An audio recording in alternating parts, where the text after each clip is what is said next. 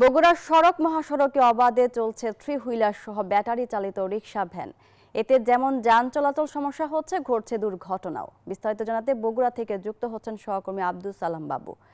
বাবু, সমস্যা নিরসনে কর্তৃপক্ষ কি পদক্ষেপ গ্রহণ করেছে জানাবেন।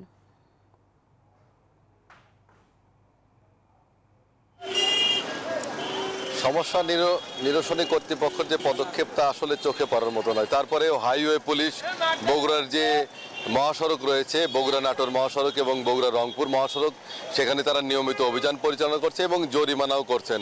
পাশাপাশি জেলা পুলিশ গতকাল তারা জানিয়েছেন যে পবিত্র রমজান মাস উপলক্ষে শহরে মোটা চাকার ইজি বাইক চলাচল বন্ধ রাখবেন যানজট নিরসনে। কিন্তু বগুড়ার যে সড়ক মহাসড়কগুলো রয়েছে সেখানে অবাধে চলাচল করছে থ্রি হুইলার এবং এর সাথে যোগ হয়েছে ব্যাটারি চালিত রিক্সা এবং ব্যাটারি চালিত ভ্যান সহ বিভিন্ন ধরনের অবৈধ যান, যার কারণে প্রতিনিয়ত দুর্ঘটনার কবলে পড়ছে এই জেলার মানুষ। গেল 21শে ফেব্রুয়ারি রাত 8টায় বগুড়ার দুপচচিয়া এলাকায় ভ্যানের সাথে ট্রাকের সংঘর্ষে 5 জন নিহত হয়েছে।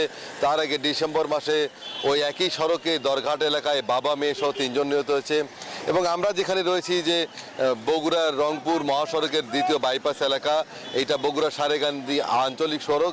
এই সড়কেও কিন্তু নিয়মিতভাবে থ্রি হুইলার চলাচল করে এবং পাল্লা দিয়ে চলাচল করে, অন্যান্য যানবাহন চলাচলে বিঘ্ন করছে।